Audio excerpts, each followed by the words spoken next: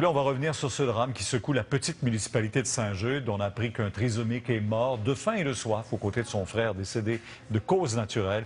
À mes côtés, Sylvain Fortin. Il est président de la Société québécoise de la trisomie 21 et surtout le père du jeune Mathieu, trisomique de 13 ans. Bonsoir, bienvenue. Bonsoir, merci. Écoutez, quand on apprend une histoire comme celle-là, on se rend compte de la difficulté aussi parfois d'accompagner ces jeunes trisomiques qui vivent de plus en plus vieux aussi, on le constate, là.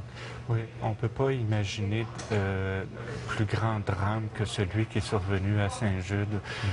Les personnes qui vivent avec une trisomie 21, c'est comme dans leur code génétique d'être des personnes extrêmement chaleureuses, extrêmement conviviales, empreintes d'une grande tendresse pour toutes les personnes qui vivent autour d'eux.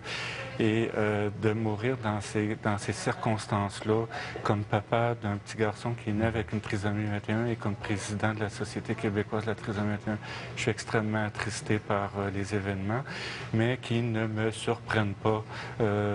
À l'été 2002, j'ai fait le tour du Québec à vélo dans le cadre d'une campagne de sensibilisation à la trisomie 21 sur une trajectoire de 5000 km. Et quand je rencontrais des papas et des mamans de l'Abitibi, du Bas-Saint-Laurent, de Chibougamau, de la Montérégie, je constatais qu'il y avait comme un caractère universel dans leurs préoccupations. Qu'est-ce qui va arriver à mon enfant lorsque je ne serai plus là?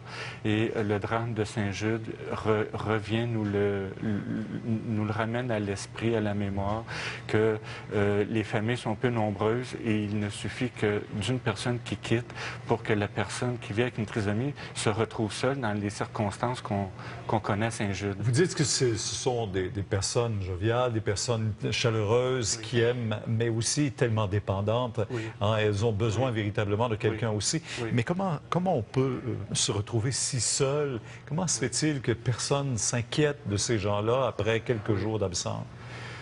Je connais pas non, mais c'est un problème de société en général aussi. Mais globalement, on remarque un sentiment d'isolement chez les papas et les mamans qui vivent avec un enfant vivant avec une trisomie 21.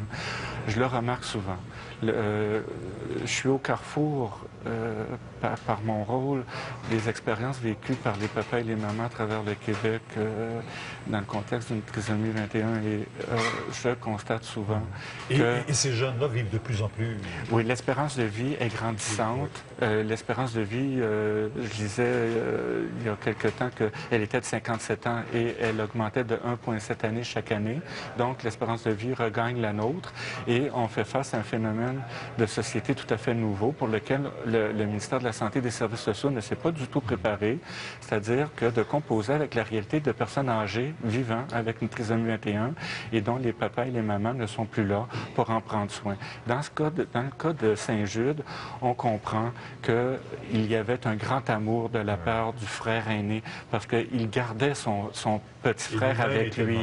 Il était malade avec lui. Alors, il comprenait que la meilleure manière que mon frère soit heureux, c'est de le garder avec moi. Alors, c'est d'autant plus triste, sachant qu'on soupçonne beaucoup la présence d'un grand amour au sein de ces deux frères-là.